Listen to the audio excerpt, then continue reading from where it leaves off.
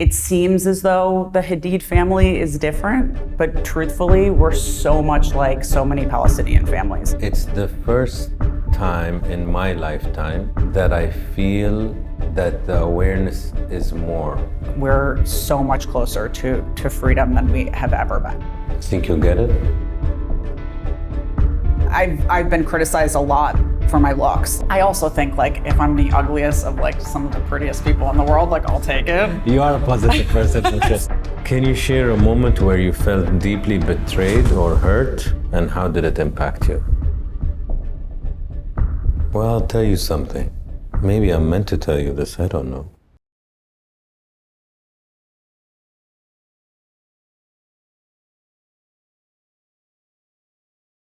Okay, so we just finished an interview, me and Alana. I don't know if I should be calling it a conversation. Yeah. Although I ask most of the questions and I stay quiet.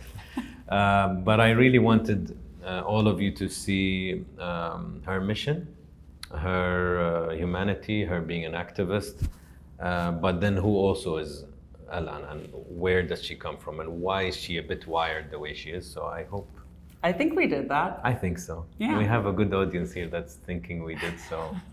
I hope you like it. If you haven't subscribed, always support us and we will support you back. It's not transactional. I will always support you nevertheless. And if you haven't met Alana, find her everywhere, support her because she needs the support. She is coming out of a good place with a good message. So please help her out. And I hope you enjoy the conversation. Thank you. Yeah, good.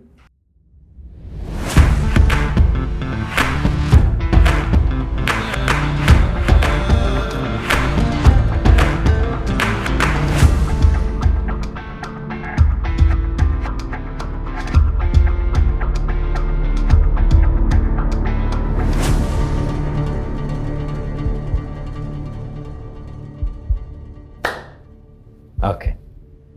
It's nice to see you. Nice to see you too. I saw your dad yesterday. So now I get to see another Hadid. Yeah, I mean, everywhere you go, you'll find one. You know, I met Gigi many years ago because we did the New Year's Eve group thing, and she was with Selena, Gomez, and Kendall. Like it was like 16 of them. Yeah, I'm sure. We toured them in Dubai. That was many years ago. Oh, that's fun. So that's the third Hadid now. Yeah. You're the third Hadid. We have to meet. There's many more. And you said each one of you is like so different. We're all characters. I mean, we're so similar in so many ways, but we're all like a different, we have little different parts of our moms and our dad. And yeah. I mean, we're all creative. We're all kind of crazy. We're all hilarious. Yeah. It's an interesting family. Then. I think we are. I think your dad is so. Every time I sit to him, I'm like, man, you're just unique. He is. Yeah. He's such a character. He's so interesting. He calls me all the time, and we just talk about like history and family, and yeah. I mean, he's just such an interesting human in general. But as a dad, he's really funny. He's fun. Let's kick off. So. First question is, Alana, how are you really doing? Oh, that's a big question, actually. And I'm sad, to be totally honest. It's been like a really horrific year and a half. I don't think anyone really fully understands like what Palestinians are going through, and what personally I feel like I'm living a lot of horror constantly. So yeah, I think I'm kind of pushing through for my people, but I'm sad. That's the reality. I can laugh, I can enjoy, I can have moments of joy, but the truth is that I'm just kind of, muddling through. Do you feel guilty as being safe when people are not there? 100%. I think I have a lot of survivor's guilt. I think my father as well, there's a lot of survivor's guilt when it comes to Palestinians. But yeah, I mean, when I feel joy, I immediately think like, or when I'm just laying in my safe home, in my safe bed, when I'm sick, I was sick just recently for 2 weeks, and the first people, when I posted on Instagram saying I'm sick, just so that people knew why I wasn't posting as much, the first people to write me were Palestinians on the ground in Gaza. The first people. And I felt so incredibly guilty. Like, I'm talking about being sick, but I'm home in my safe bed with medicine, with, chicken soup, with a humidifier next to me, with TV in front of me. Like, how could I complain? So yeah, I have a ton of guilt for being safe. If I just maybe zoom out and I just ask you, who are you, Alana? How would you describe yourself? I'm a Palestinian Irish American. I'm so many things, I think, at this point. I'm just whatever I can be. I'm an activist when I'm called on. I am a creative director. I'm modeling. I'm doing all the things I can to be a representative for my people. I think that that's the important part about all the things that I'm doing, is not just that I'm doing them for me, it's that I'm doing them so that I can be a person in front of people, that they have to see that I'm Palestinian, that they have to see who I am, so that they can't look away. And so I think that that's what's been, it's been like dangerous in a lot of ways about my family, that we are so well known and so important, and so part of the zeitgeist, and so part of the popular conversation, and also we're Palestinian and we talk about it. And so I think as far as who I am, at the root, I'm an indigenous Palestinian just wanting to go home. Have you been home? I have. Okay. But I was only allowed to be there as a visitor, which was really hard. Yeah. I went a lot in 2018, 2019. And it was beautiful and it was heartbreaking because, I went there as a visitor in my own homeland. Like, I went because I have an American passport, not because I'm a Palestinian. I wasn't welcomed home. I was actually made immediately to feel othered as soon as I got there. I was ostensibly told, you're not an American here, you're a Palestinian, and you're a second-class citizen, like right away. So yeah, it was heavy, but it was also really beautiful. I mean, I felt home as soon as I got there. I didn't know I was gonna feel that way, but the minute I saw Nazareth, the minute I saw Safed, the minute I was in the West Bank, even when I was in 48, I felt home. Yeah. What I find interesting is your family is lived really the American life, and you grew up here, and you really got immersed into the West world, but you at the same time have such an affiliation and like this attitude of, I don't care, I'm so proud to be Palestinian, but a lot of people would forget. Yeah. And you kind of understand because they don't know otherwise. Sure. And they just go with the safe zone or the more popular passport or the more popular identity that won't maybe affect their families or their reputation or et cetera, But I really want to understand why your family is not like that, although there's a lot of peer pressure. Yeah. To just go with the flow and don't over push your Palestinian colors and blood. I mean, I think it's different for everyone, but specifically for Palestinians in the diaspora, I think it's been very important for them, and as is our family. Like, I don't think our family is different than a lot of Palestinian families. Our history isn't different, and also our reality isn't much different. So many Palestinians have been forced into the diaspora. We're not in the United States by choice. My dad isn't in LA because he wanted to be in LA. He's in because his family was forced out.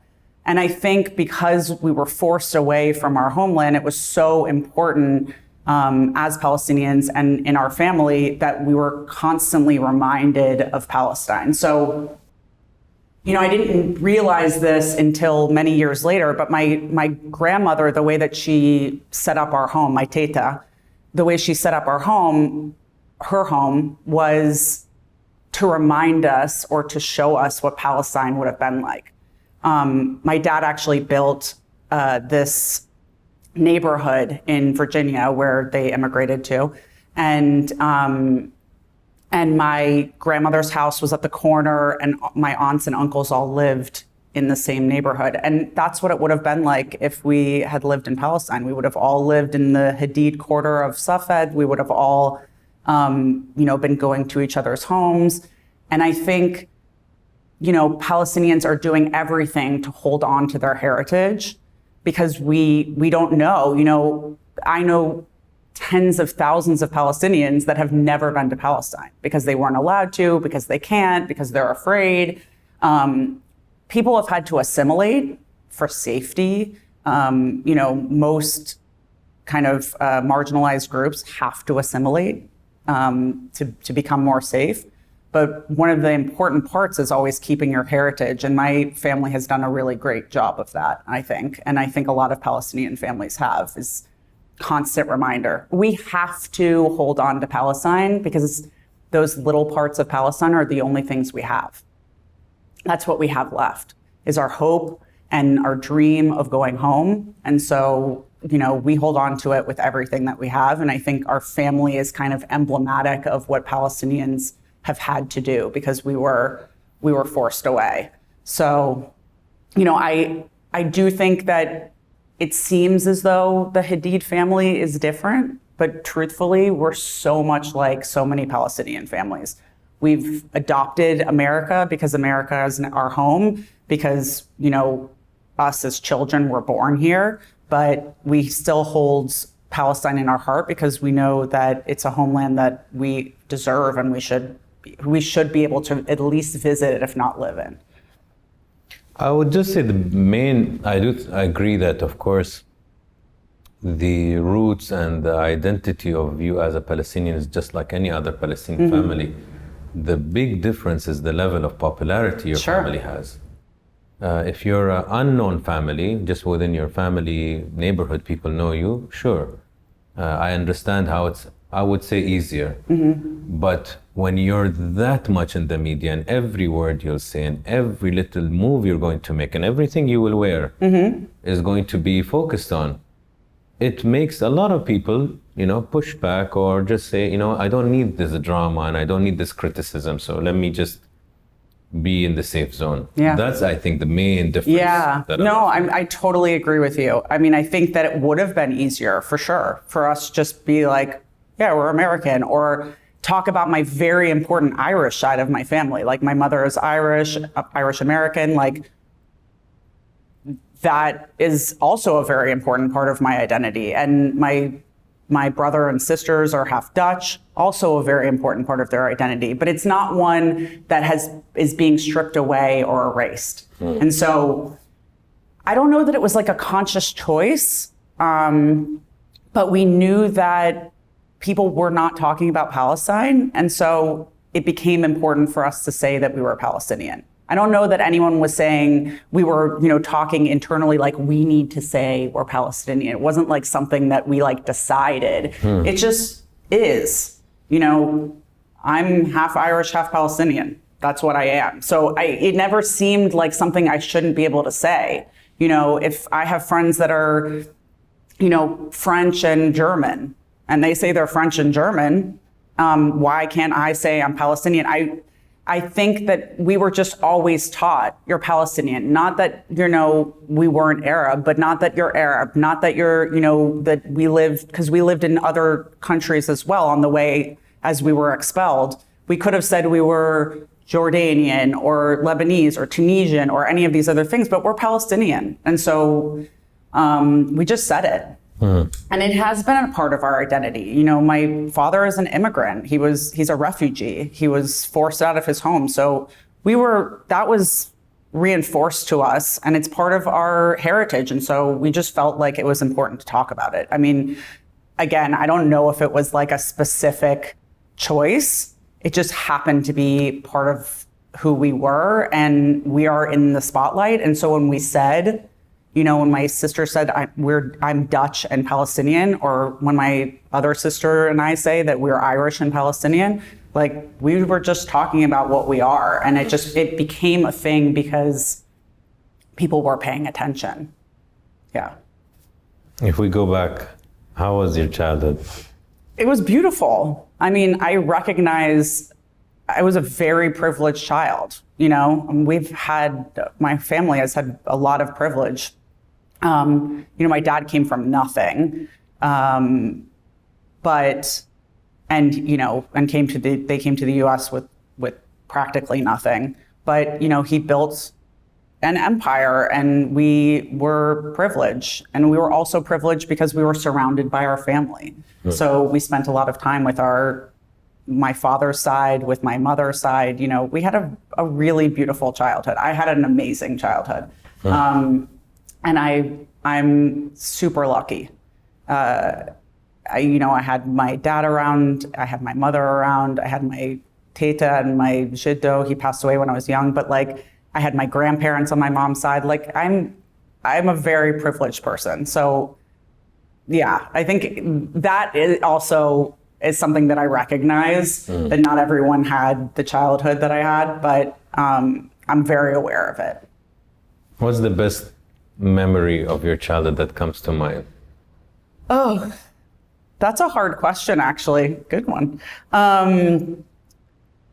You know, I think that they're kind of the like mundane memories, like just of, you know, like I do have really phenomenal memories of being at my teta's house with all of my cousins and all of my aunts and uncles, and like my mom was extremely close to my dad's side of the family. So she was there all the time, even if my dad was away. And even when my parents got divorced, my mom was always with my dad's side of the family, and we were around each other a lot. It was important for us to be part of that family as well. So I think just like having dinner with everyone, you know, at the time, those things didn't seem very important, but I look back on it, and that's a privilege that not everyone gets. So, you know, to be around all my aunts and uncles, all my cousins, you know, my dad was one of 8.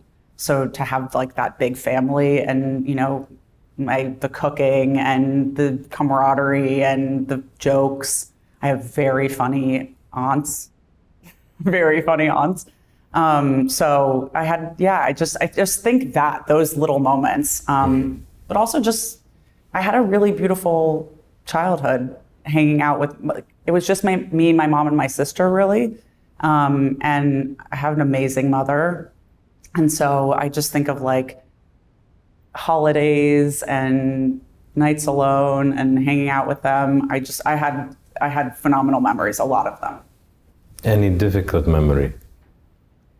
Of course, you know, because I had a beautiful childhood doesn't mean that I didn't have any difficult memories. You know, my dad was away a lot for work, and so that was difficult.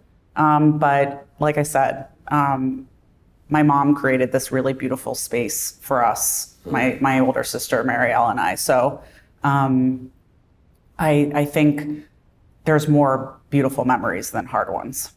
What is a hard one that pops up? It's hard to talk about. I mean, I think hard memories are probably like, you know, and my dad knows this, like it was mostly that he wasn't around as much when I was a child, but he was working a lot. And as a kid, you don't really conceptualize that. You can't really understand why. You just know that, you know, a parent isn't there. And so I think a lot of my hard memories are surrounding my dad not being around as much when I was a child. And so, yeah, those were definitely hard times, but looking back, I understand them a lot more now. But at the time, yeah, definitely it was hard for him not to be around. If you could edit like childhood, would you edit to allow a father to be more present, even though that was the price for success and wealth and security? Like, would you still edit it now? That's a hard question, because I think if it were just for me, probably. But as an adult, I now understand that parents are humans. They're adults. They deserve autonomy and they deserve to live their dreams. And so, my father was living his dream. And so, and that's not to say that he wasn't a good parent, or that he wasn't a good father, or that he wasn't doing all that he could. You can only do the most that you can as a person. And so I understand that now. I don't know that I would edit it. I don't know that I would be the person that I am now if I didn't have the life I had as a child. So, and I really like the person I am now. So I don't think I would change it. Yeah. Tell me about Teta. Oh, God. Now you're going to make me cry. My Teta was one of the most amazing people. Very strong, very independent. My judo passed away when I was 7, I think 6 or 7. And she was always an independent woman, a modern woman. And I think that's a common misconception about Muslim women. That they can't be independent, that they can't be modern, that they can't be, strong. And she is extremely strong. I think Palestinian women are like the strongest women. She was outspoken. She was sweet. She was one of the most amazing cooks in the world, but I think everyone thinks that of their Teta. I recently, or, in the last 10 years, I saw videos of her on an Arabic news station talking about her Nakba story. And I'm like, what a strong woman to just go out there and, speak your truth when no one was talking about the Nakba. Like no one was talking about Palestine. So it was quite phenomenal to see, but she was just my grandmother. So yeah, you told me that she spoke about the Nakba when nobody was speaking. Yeah. No one was really speaking about the Nakba. And my grandmother, she was the heart of the family. She really brought us all together all the time. And she, like I said, she kind of created this like little Palestine in her home. Like I felt like it was decorated the way that it would have been. And a lot of people say this, because maybe this wasn't a conscious decision. But for me, it feels like it was, it feels like it was a conscious decision that she wanted to like recreate Palestine for her grandkids, for her children. And this was where? It was in Virginia, right outside of DC in McLean, Virginia. But why, even your dad said your relationship with Teta is a special one. Why? I don't know. I feel like I had a very special relationship with my grandparents, with my judo and my Teta. My judo used to actually joke that I was his favorite, and he would say it to everyone. But I was I think at the time, maybe I wasn't the youngest, but I think, I was just I was like a cute little blonde, blue-eyed baby. So I don't know why, but I really loved them, obviously you love your grandparents, but I felt very close to my grandparents. And we spent, like I said, a lot of time with them. So after school or, on the weekends or weekdays, I was at my Teta's house. So, I feel like because we were so close, I developed but I think also like my older sister Marielle had a very special relationship. They were just different because I was younger, she was a little older. She got to speak to her more. I was just kind of cuddling on her lap. When did she pass? She passed, I was just out of college. It's it's hard to remember. It was probably in the early 2000s. She had Alzheimer's, like dementia,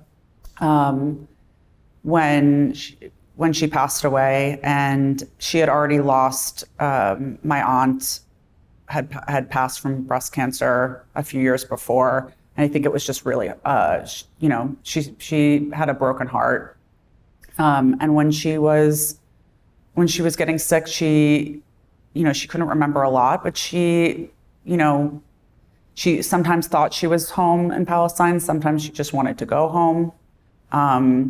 It was really hard to watch. And I didn't get to see it as much because I was in college, but my mom spent a lot of time with her actually as she was passing away.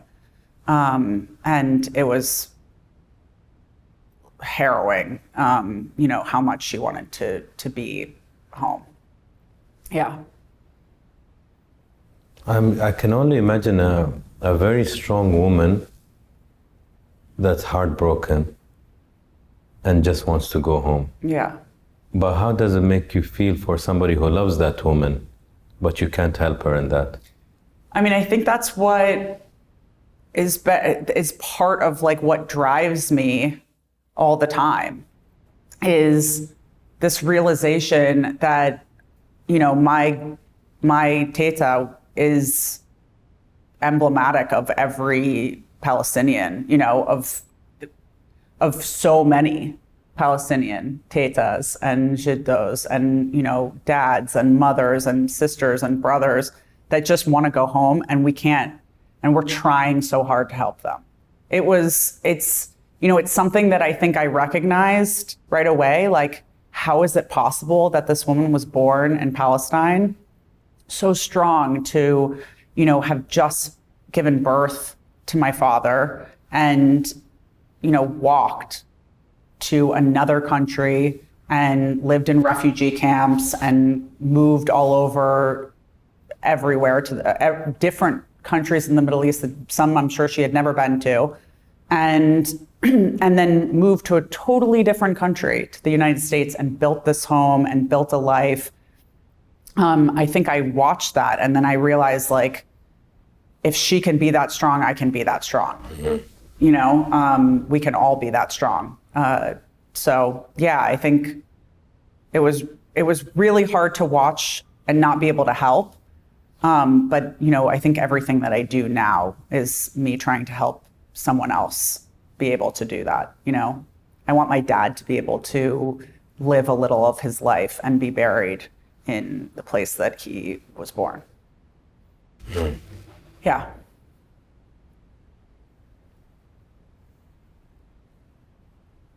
You have a mission. I have a mission, yes. That is my mission. Think you'll get it? 100%. Yeah, I think we will see a free Palestine in my lifetime, in my father's lifetime. I think we're so much closer now than we've ever been. And it's the beauty and the horrific tragedy of everything that's happening is that it's taken this much horror in order for people to begin to open their eyes. It's taken this much horrific death and starvation to allow people to remove the veil and to see the realities of what's been happening to Palestine for 76 years. I mean, like, it's horrific. But in the last year and a half, we've seen more solidarity. I never thought I would speak in front of 400,000 plus people in DC chanting Free Palestine. Like, I never thought I would see that. I never thought I would see millions of people come out all over the United States, all over the world to talk about Gaza, to talk about Palestine. Like, I never thought I would see that. And so in a lot of ways, I feel like we're so much closer to freedom than we have ever been. From an outsider point of view, and you can correct me if I'm wrong, it's the first time in my lifetime that I feel that the awareness is more Oh, 100%. What I mean is, before it was very Arab focused, that we all know the situation and we would sympathize or empathize or understand what's happening. It's the first time in my life that I see that the Western media, you even go to some, I won't mention the names of the broadcasters, some of the ones that were extremely anti-Palestine are not. Yeah. And I'm shocked when I go to their social media and I'm like, oh, they put that video, oh, they put that news. It's the first time that a lot of people have opened their eyes more to the full situation. So the awareness, I've never seen that before. No, but I mean, I think that speaks to the amount of pressure that has, because of so much outpouring, because of the solidarity, because of this understanding of the intersectionality between the Palestinian struggle and so many other indigenous and marginalized struggles. I think that, people have done such great work in educating people and letting them understand, and people are coming out in droves and really putting pressure on people to understand and also to take a stand. That has forced so many news organizations and politicians and, personalities and celebrities to speak out. And so I think it just speaks to, it speaks not only to what has happened in the diaspora and with social media. Social media has been a huge clinch pin in this kind of change, the spiral of change. But not only that, but it's, it speaks to the journalists on the ground in the West Bank and in Gaza.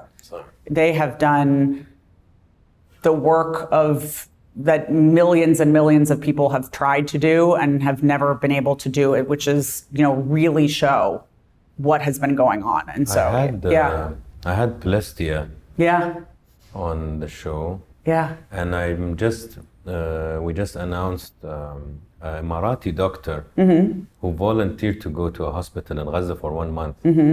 And I got an episode with him, which is literally being released. Really? I can't wait to see that. And that's tough. Like, I was actually very impressed with Dr. Nafa because he's in a safe zone. He has his wife, he has his kids. He doesn't need to do this. No. And, you can donate, you can post on your stories and all of that. But he's like, it hit me. He said, one day I went home and I saw my daughter, and my daughter was using social media, and she was seeing these really horror videos of children, right, in Gaza. Yeah. And she said, "But Baba, aren't you supposed to be helping people?" Yeah. And that killed him as a doctor. Of course. And he volunteered immediately, and he went there, and he tells you story after story. It's crazy how normalized it is that everybody there has lost someone. Yeah. Like, it's not like you hear it in our lives. If somebody passes away, it's a big thing. One person passes away. There it's like 6 of my uncles, 15 of my cousins. Like, it's so, numbing. Numbing. It is. And that's also an important point is that as social media has been so important, it's also, the consistency of seeing it has become numbing in a way. Desensitizing, 100%. Desensitizing. But what our reality is that the people who understand are becoming a bit desensitized. What we're trying to do is break away from this silo of algorithm, where we think that everyone is seeing this, but everyone is not. Sorry. That's the most important thing I think people need to understand, is that a lot of the people that we think, how could they see this every day and not join us, not be a part of this? Well, because they're not seeing it every day. They're not. The news sources that they're going to aren't showing it. The social media that they're following isn't. We're all kind of in these, group chats, basically. And that's the reality is, social media has become like a group chat of where I'm adding in people who are also part of this movement. So you may not know them. So those seem like new followers or people who are outside. but we're all within the same, we all like the same things, whether or not it's, like I like looking at baby animals and whatever, but I also watch things about Palestine. There's not a lot of crossover. There aren't people who are out there who are, following stuff about Israel that are also seeing stuff about Palestine. And that's the important part. You reminded me of, can I get, wait, where's my video? I'll get something. It's a good time to. About, what's your teta's name? Care. Care? Yeah, I have to write it. My accent is so horrible. Let me write it for me. It's actually. It's hard to spell in English. It's like this. I don't know if I would know how to say it. I think so. Khayra. Yeah, I think it's IA.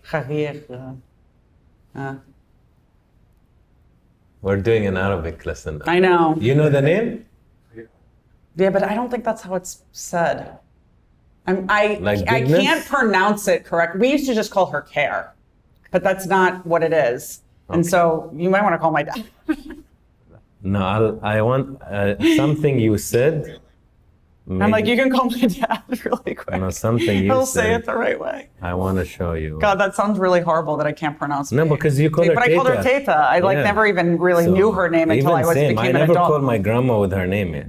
Until I was an adult, I didn't know what her name was. I didn't even know she had a name. I mean, I think a lot of people also, it took them a long time to even know that their mom's name was something other than mom.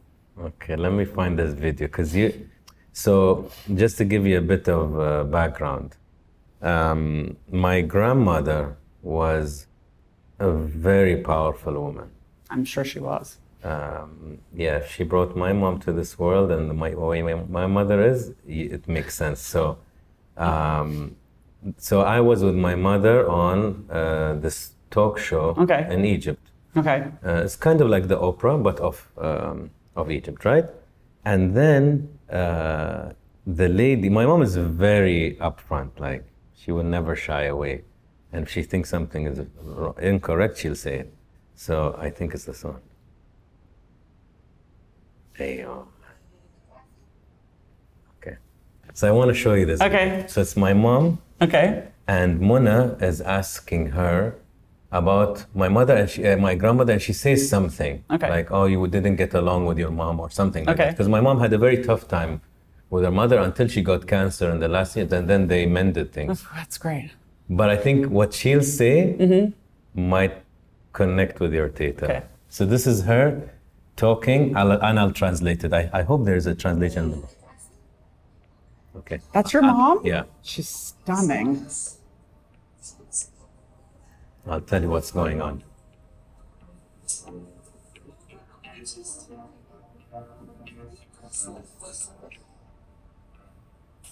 So she's talking about my grandma, and she says, my mother wasn't like that. She just never had a chance. She just never had a chance. And that breaks her, because every time she sees, she remembers, if you talk to my mother about my grandma, my mom is gone. Yeah. Because she saw this huge power, modern woman. You use the word modern. My grandmother was modern. She was a policewoman at a time. Wow. But she just never had a chance. Oh, you got a little choked up. And I think it's the same for your teta. Yeah, no, totally. I mean, she made the best of what she had. I think that's what, Arab women as well are like, with whatever they have, they're going to make the best of it. But she wasn't living the life she should have lived. She comes from a royal lineage. Yeah.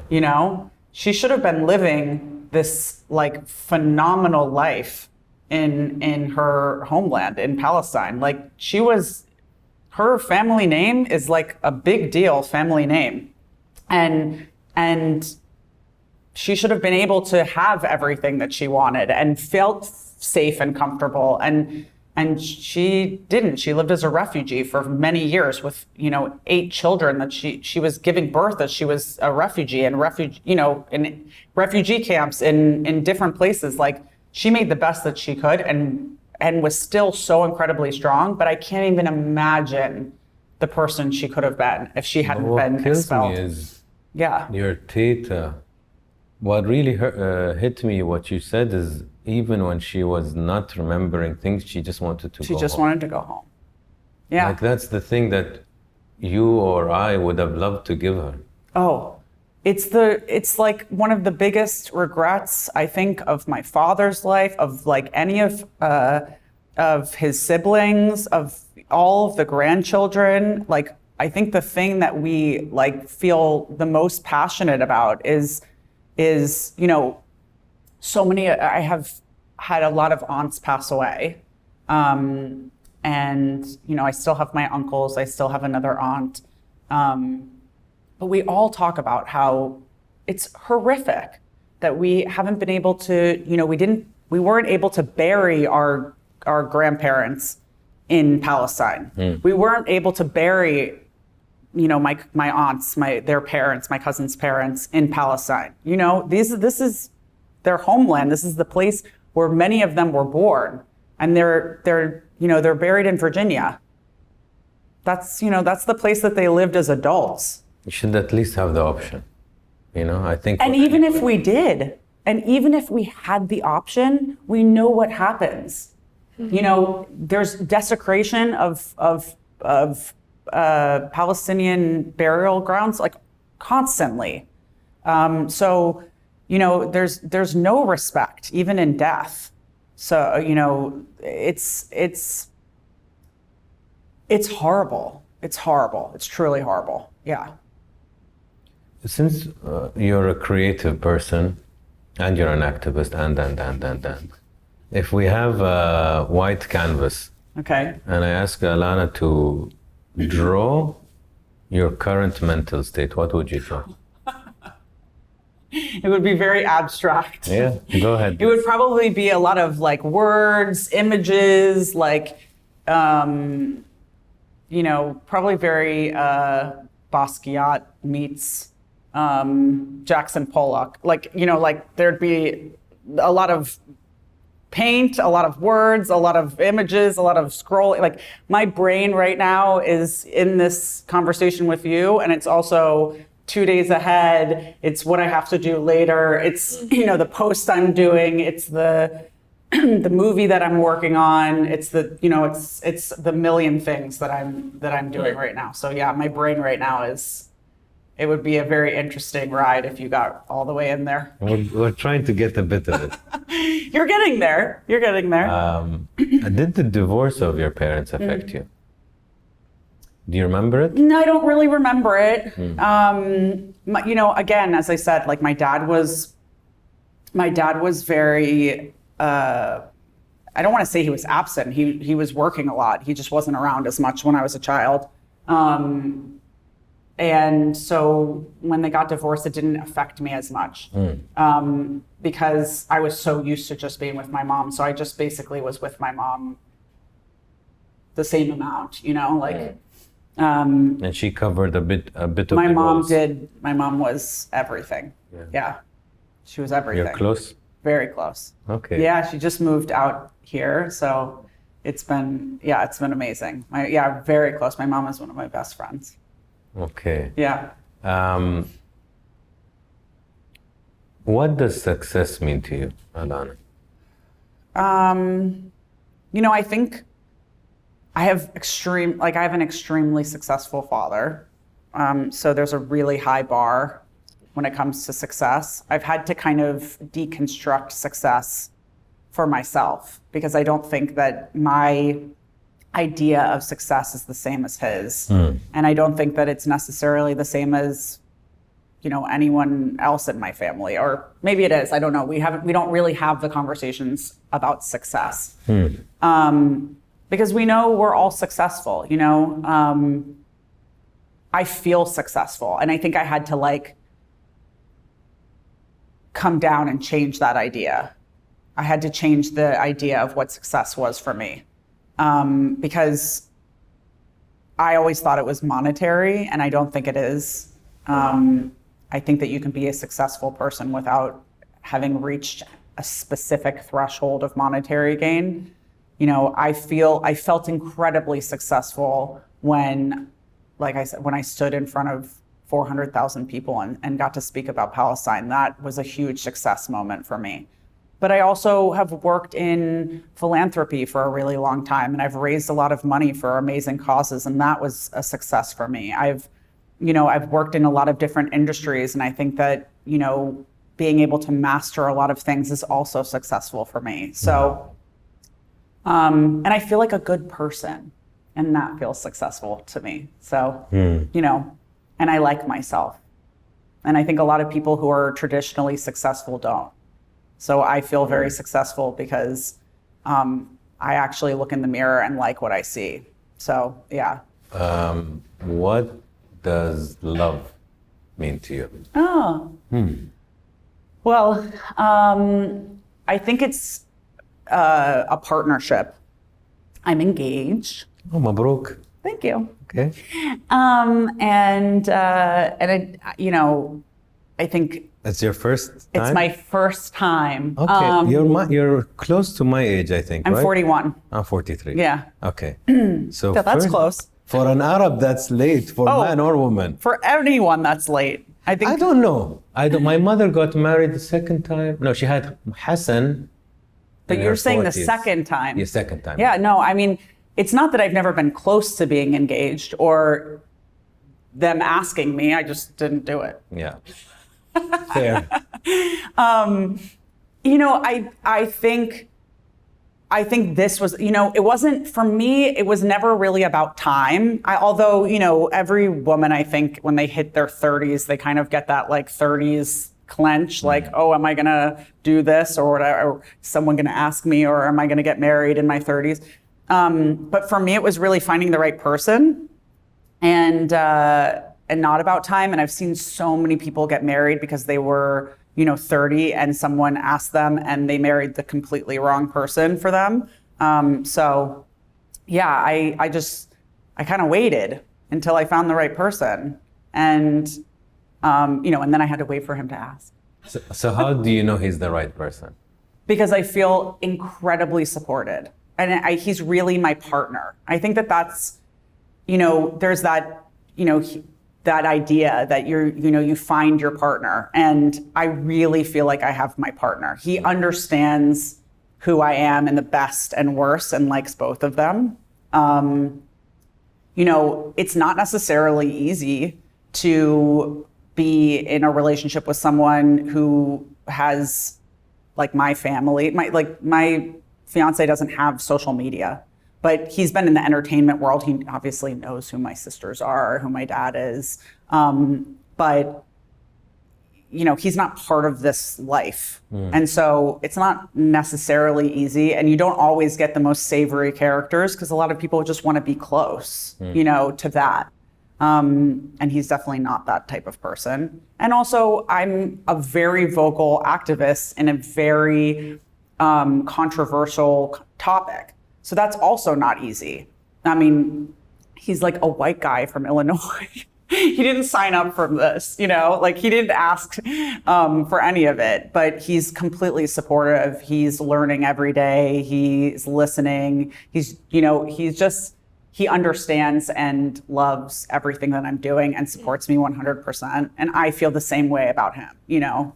And I think that that's what love is. I think it's really in a friendship, in family and relationship, it's really like this unconditional support that you give to people to make them feel like they can be 100% themselves. How is it living in a Hadid family with everybody being so popular that even if you're an introvert, you kind of are screwed?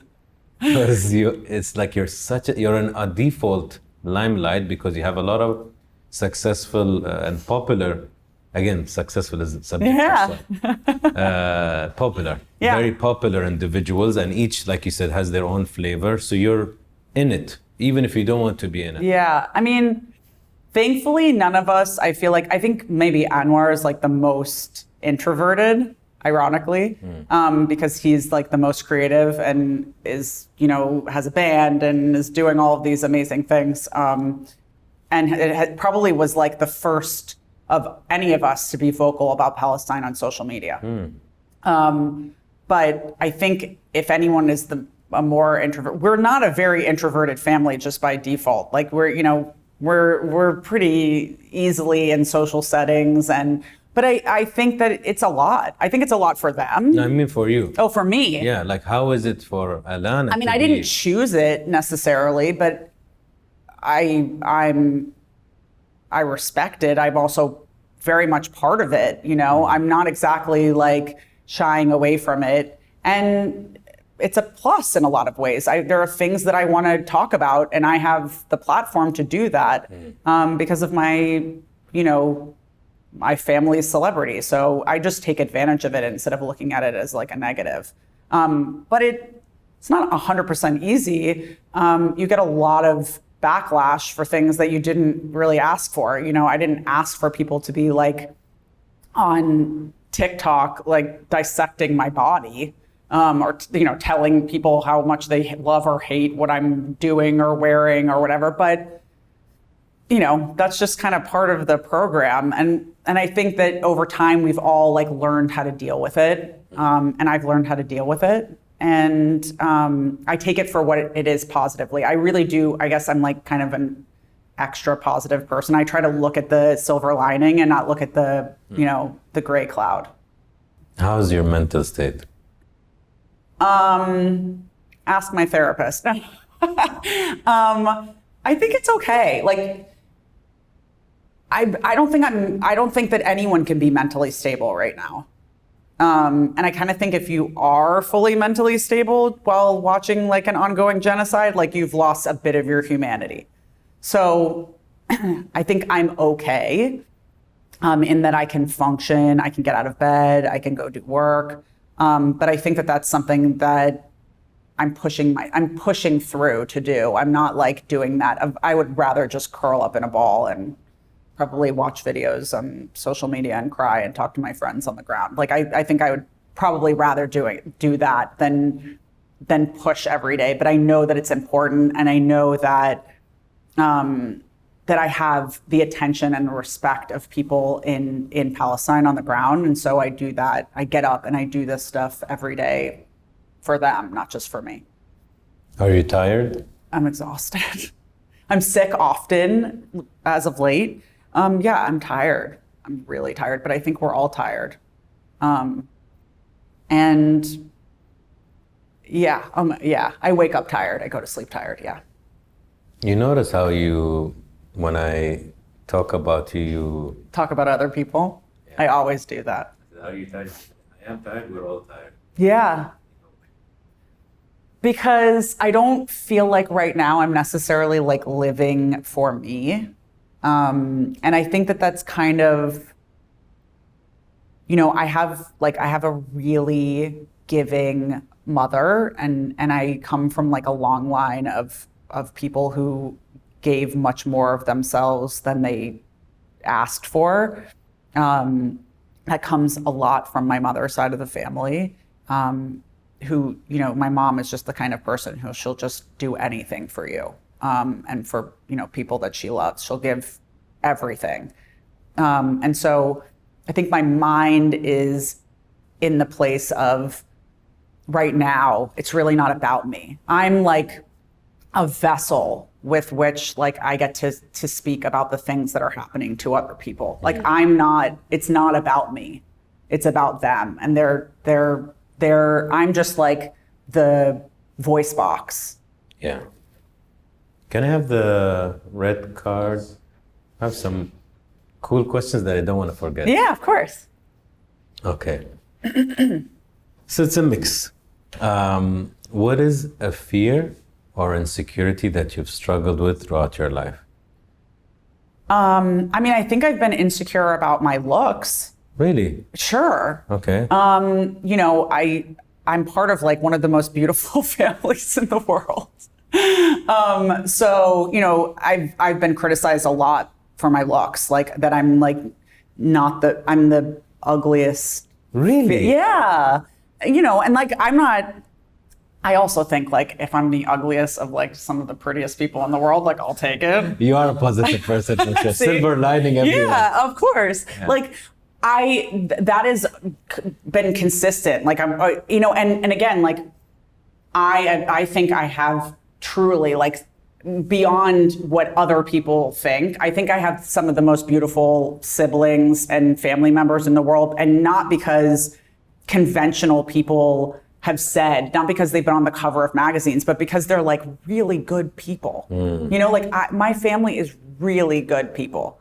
Like you can't criticize them because they are like caring and giving and kind and loving. Like they're just like teddy bears. I have like the best family, intelligent and creative and awesome. Like I just love my family so much. So like I don't really care whether or not like people think I'm pretty or not. I think I'm pretty.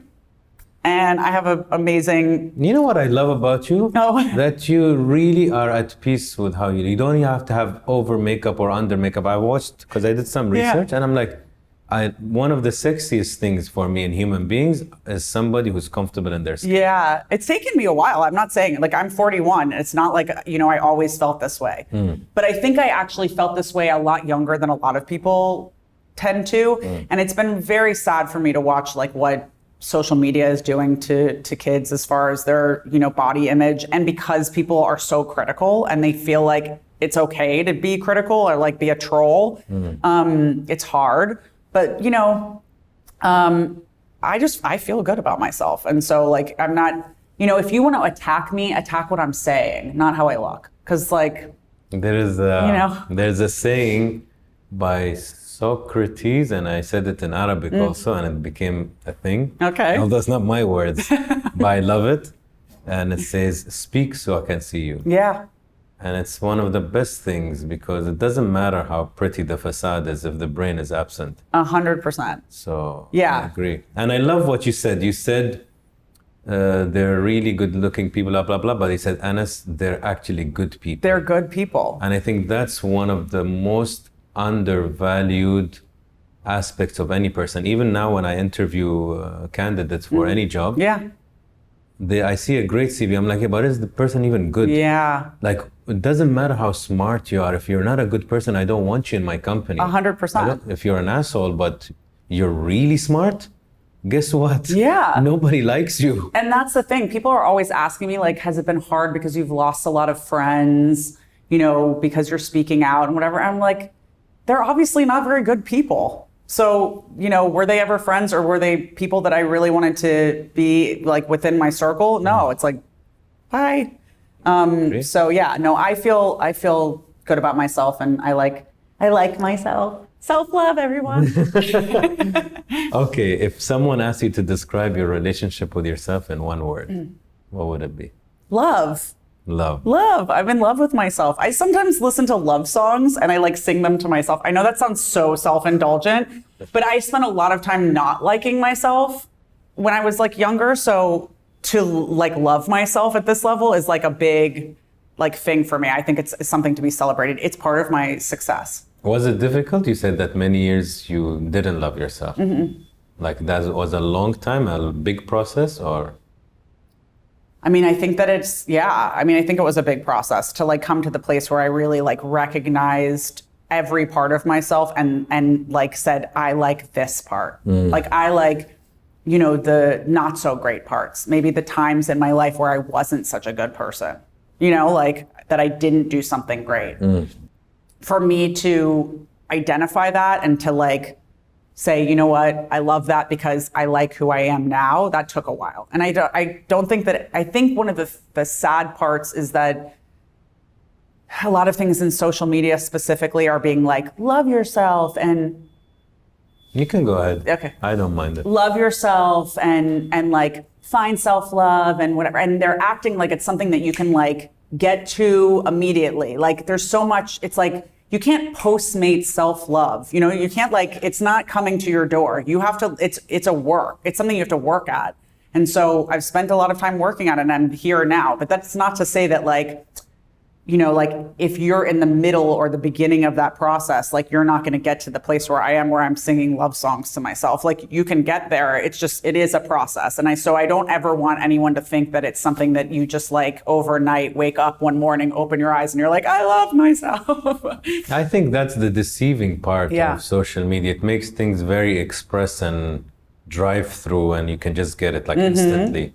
But you just apply the same logic. You can't get 6 packs in one day. You go to the gym for a few months. Yeah. You eat well, you sleep well, and you get a really Exactly. good figure.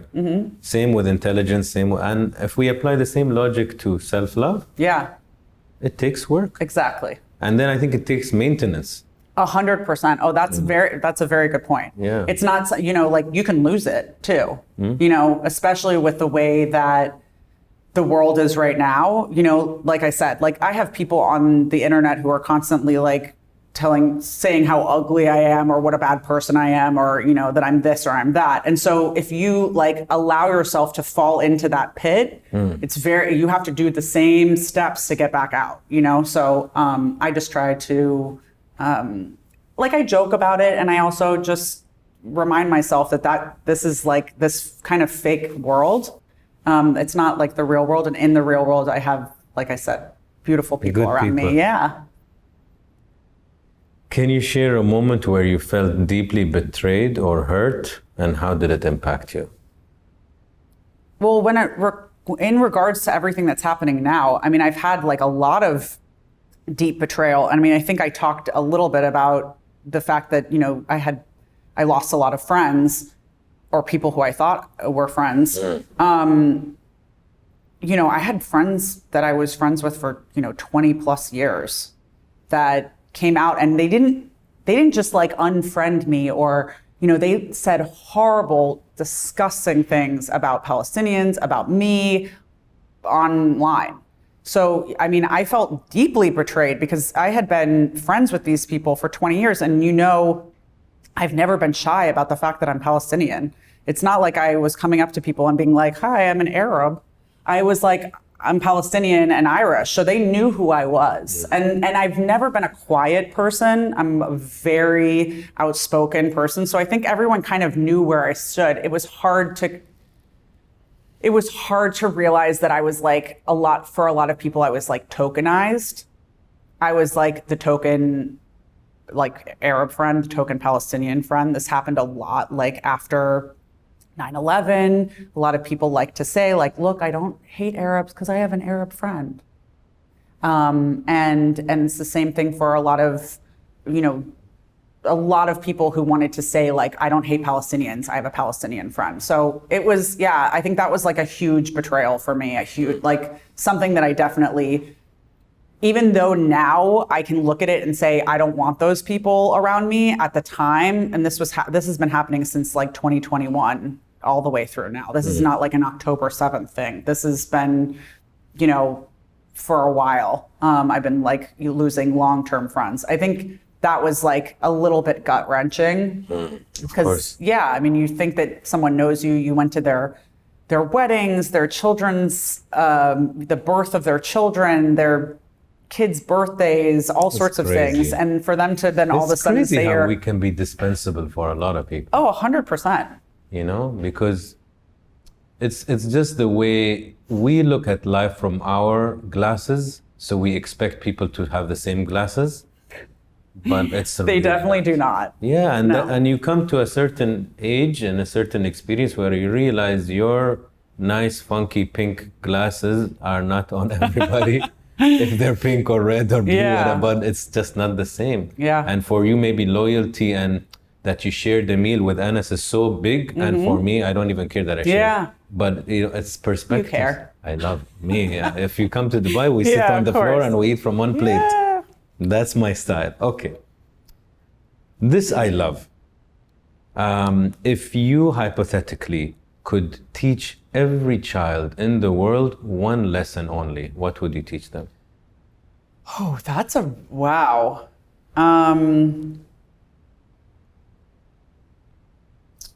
God, that's a really hard question. One lesson only, because I can think of like 12 right now. But One important one. You really think every child should know this? it's hard to, like I want children to understand that like we are all human, and because they do understand that, and as they get older, they're taught about our differences. And I wish that children could hold on to that part of their childhood where they look at another kid and they just think, oh, that's another kid and I want to play with them, I want to spend time with them. Like, you see that as children, and then you see how the world separates us, and how as you go through life, whether it's your education system or back home in your home, how we're taught about differences and we are separated from each other. And I think that so much could be changed in the world if we all just continued to be children and see each other as humans. All the differences, all the things that are happening right now in the world are all created because we are not seeing each other as humans who all deserve the same things, who all should be in this together. And I just wish that, I guess this is more for growing up. I just wish that kids could keep that kind of, that, I guess it's not childish, but that like optimism of like, the purity of being, of us being all one, the same. Yeah, I like that. How have your values changed from 10 years ago? I think I've just learned more about the things I already valued. I think that that's kind of what has changed in 10 years. Is I think I had the same values. I valued, justice and equality and kindness. I think I've just kind of like, I'm more grounded, more rooted in those ideas. I think I understand like exactly where they come from, or what I want them to look like in the world. I think I always had that value, and those were instilled by my parents and my grandparents, and this idea of being good to people and justice and equality and all of those. I think the kind of like really good values that everyone wants. Honesty is important to me, and I think I'm starting to kind of hone in the last 10 years on like exactly where those come from and what I want them, like how I can be a part of making them part of the world. I think you've mastered your values. No, thank you. And you can say it, I can't say that. Yeah. That would be a little... I think that's what it is. Like it's when you have a skill, but you still didn't become a professional at it, but now kind of are, your skills, what you're good at, what where you can be useful. 100%. Okay. What is something in life that people don't appreciate enough, but they should? Life. Life itself? Life itself. That they're alive? Yeah. I think we're all going through the motions of life and not really looking around and being like, what's happening right now with so many people all over the world, not just in Palestine. And I know I keep bringing it back to this, but it's the thing that like really grounds me. Everything that's happening in the world is reminding us that like life can be taken away from you so quickly. And I just sometimes have to stop and like look around and be like, wow, this is my life. Whatever it is, whatever you're doing, it's like stop and appreciate it, because there are so many people who would love to be living your life. Whether or not you think that you have the worst life, there are someone out there who wishes that they could have your life. So I feel like I wish that more people would just like stop and appreciate it and look around, and then, think about how maybe they can help someone else get to the part of their life where they're living the life that they have. If you had the power, Alana, to correct one problem in the world, what would you correct? I would, if it was one problem right now. In the world, yeah. In the world. I would free Palestine, obviously. But I think if it was one problem in the world, it's exactly what I said. The problem in the world is that we are allowed to see each other as different. and we're all humans.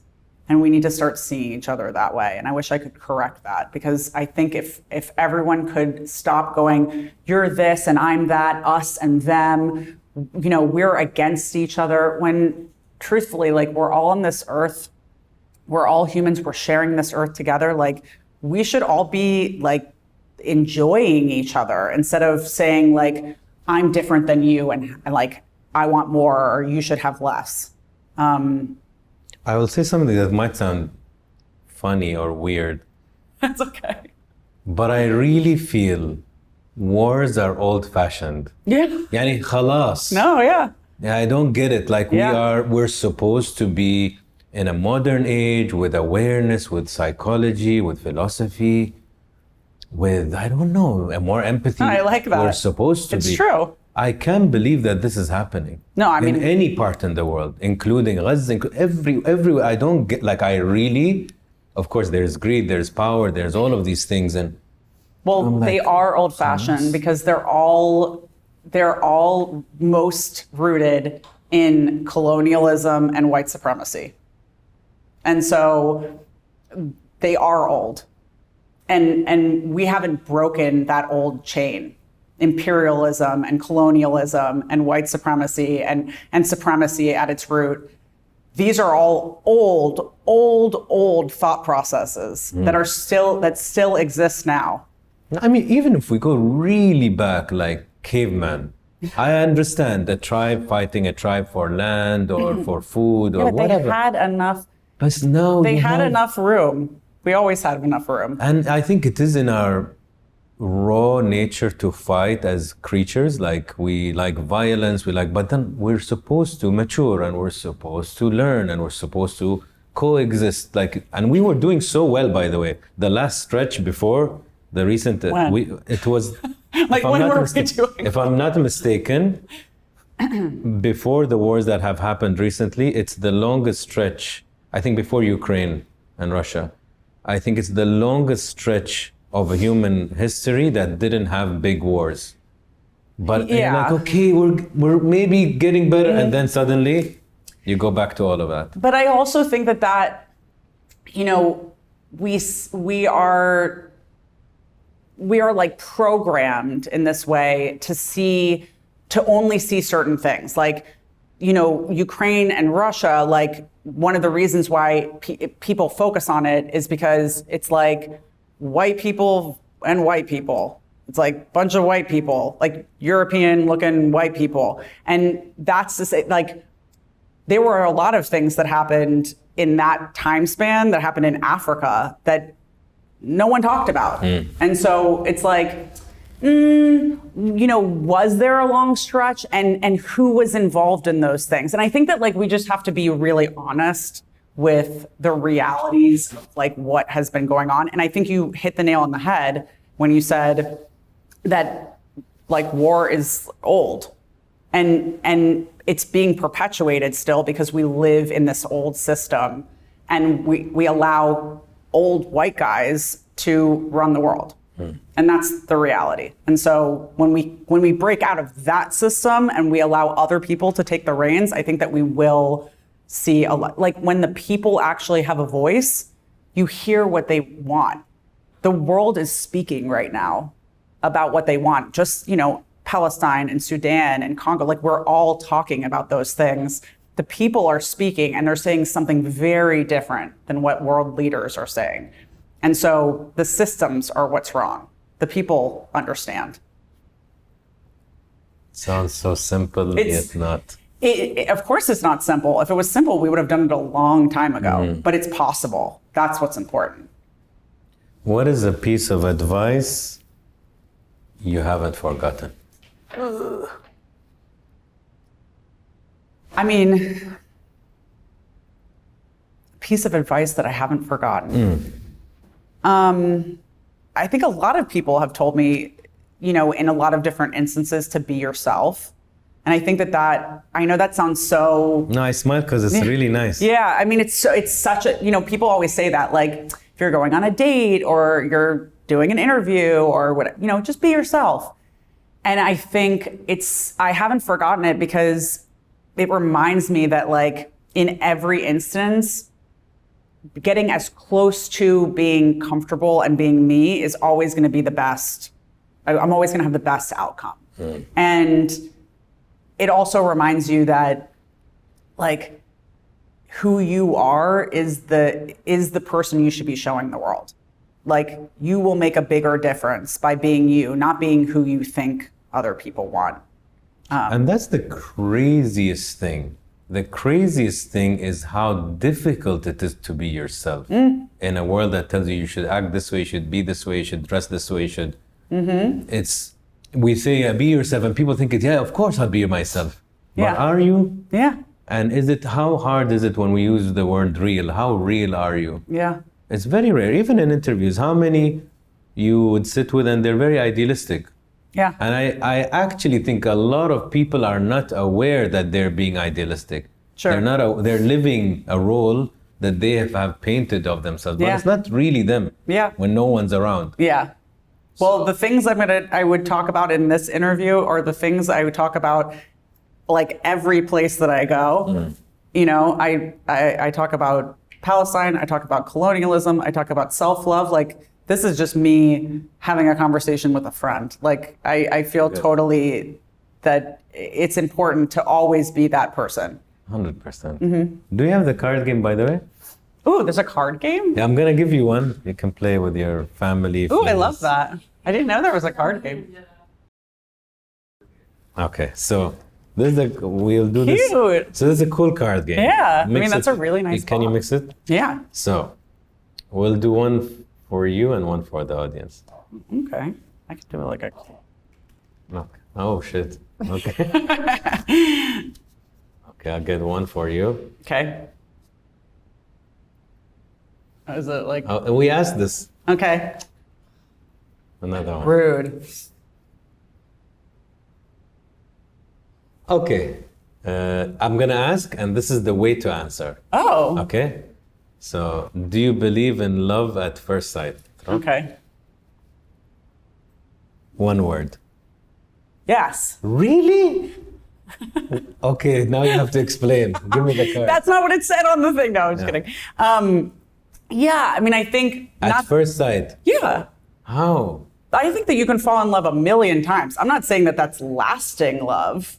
Yeah, But- isn't it infatuation or attraction? Sure, but a lot of the time, infatuation and attraction can feel like love. I'm not saying that it's like lasting love, that it's like, you know, Yeah. and I'm sure that there are people, like the first time I've met my fiance on an app, okay? I saw a picture of him and I was like, okay. And we're in love, and But is that love? That's the question. well, that's not what the question asked. It It didn't says say, it do you didn't believe say, in love at first sight? yeah. It didn't say, do you believe that love at first sight is like lasting love? I Yeah. think that I'm not you saying can lasting. look at someone 100% and fall in love with them. Or like the first time. It's also a lot of times someone sees someone and then they have a one conversation and they're like, oh, yeah. Yeah. Okay. Choose one for the audience. What makes you really angry? That's a good question. Yeah, I like that one. Okay. We continue, me and you. I like that. Yeah, these are cool. It's fun. Okay. Alana, what are you afraid of? Like, truly.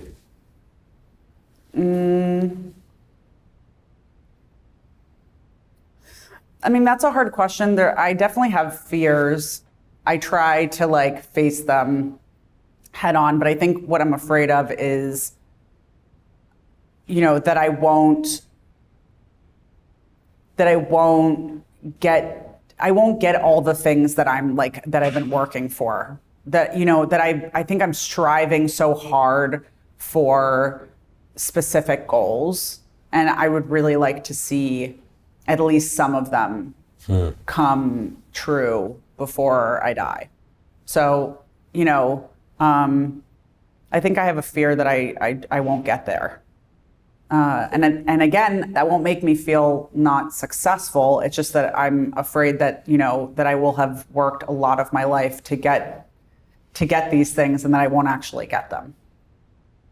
What's the most hurtful thing someone has told you? I've had a lot of really hurtful things said to me. I mean, I've had people say that I've had a lot of like really hurtful things said about my family, or to me about my family, or how, you know, I am placed in my family, or you know, I think it's hurtful because I know how incredibly close we are, and I know how little we value the things that I think people think we value, like looks and celebrity status and things like that. So I think it's particularly hurtful when people attack those things about us or about me. The most hurtful thing, it's hard. I mean, like I said, I've had a lot of really hurtful stuff said, but I really try not to focus on it. So I couldn't tell you like one specific thing, because what I try to do is like, I look at it, I allow myself to be like upset about it for a little bit, and then But what is something that you remember? Could be very foul, it could be very offensive, or from even close person. I'm constantly called a terrorist or an anti-Semite, or you know, those are hurtful things. I know they're ridiculous.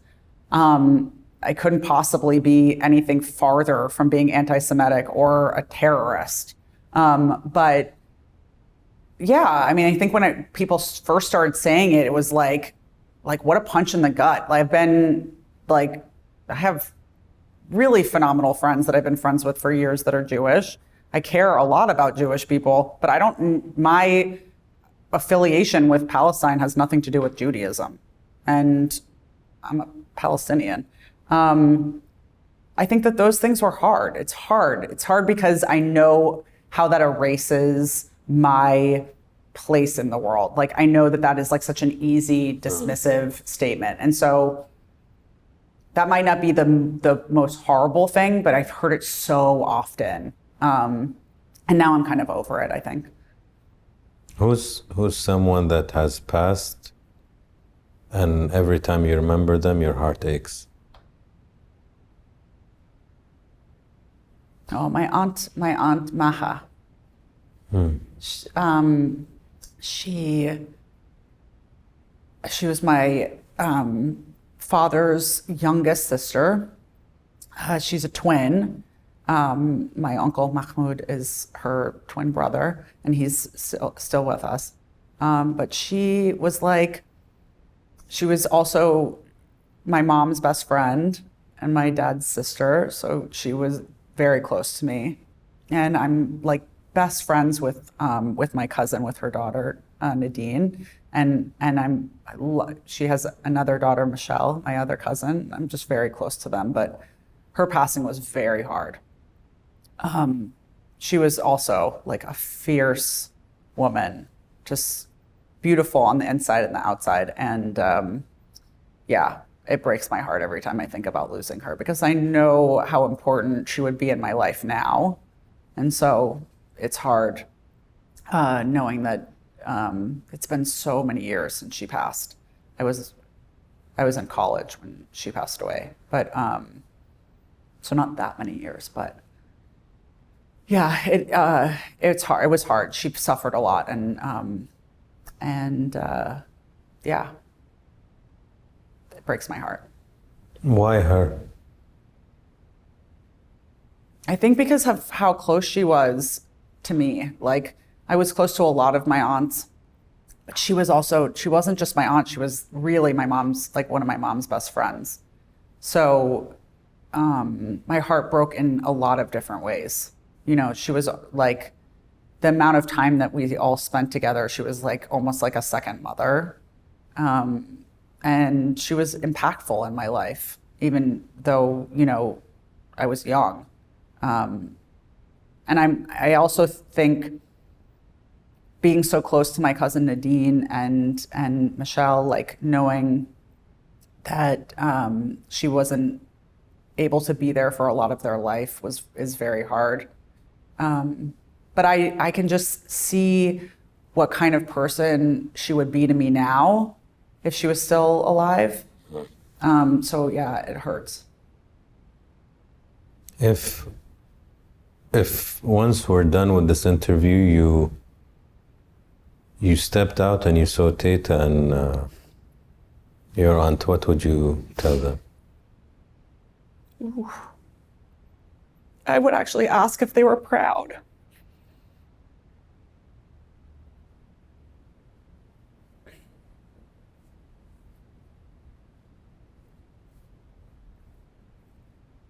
I just want to know if they were proud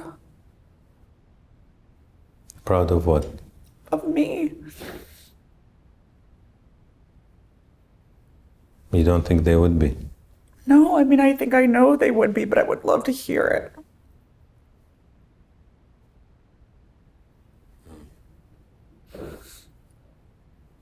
Whew.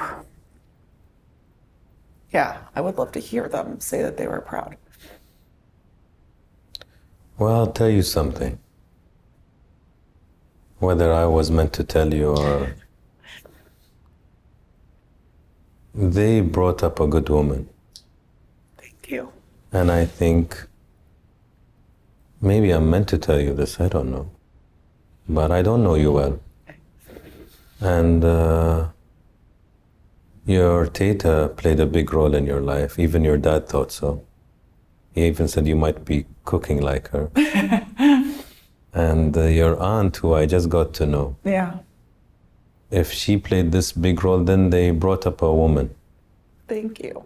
I appreciate that. And a woman that stands for something. So there is no doubt, Alana, that they're proud. There's no doubt. And I hope at least they show up in your dreams. Yeah, they do.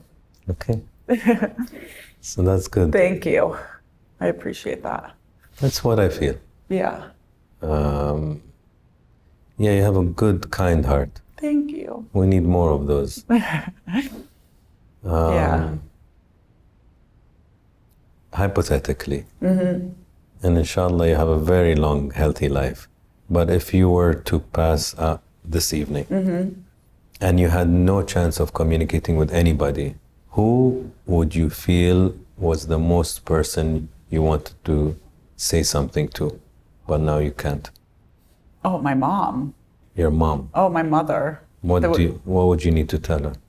If I were to pass and I couldn't, I think I would just want to thank her for being such a phenomenal mother.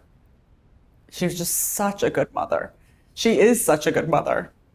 So yeah, I think that I tell her, but if I were to pass and I couldn't say anything else, I would want my mom to know that I appreciated her and that she was just the best mother.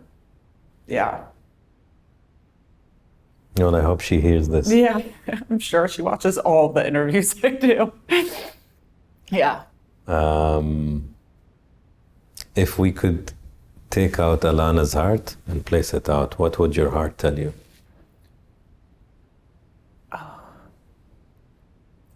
Probably it's going to be okay. I think I worry a lot. I might seem like a very positive person, and I am a very positive person, but I also worry a lot, and so I think my heart is constantly telling me, like, it's going to be fine. It's going to be okay. And so, yeah, I think my heart is telling me that inside my chest too. Listen more. Yeah, I need to. Palestine in one word. Home. It's home. Yeah. Alana in one word. Oh. Strong. You are. Thank you. Thank you. I appreciate it. it. Really. How was it for you? It was great. You got me to cry. It's not. I know that you're not searching for it, but I search for vulnerability. yeah. That's it. Well, you got it. Yeah. No, it was an interesting thing to hear. I think you did so well covering Palestine and what's happening there. And we got to also know you, because I do think people are interested. Of course. Even if people love you and look up to you, they want to kind of know who's this person that I care 100%. about. And this fortifies the love. Yeah, so thank you for that. I hope appreciate we it. covered that. Yeah.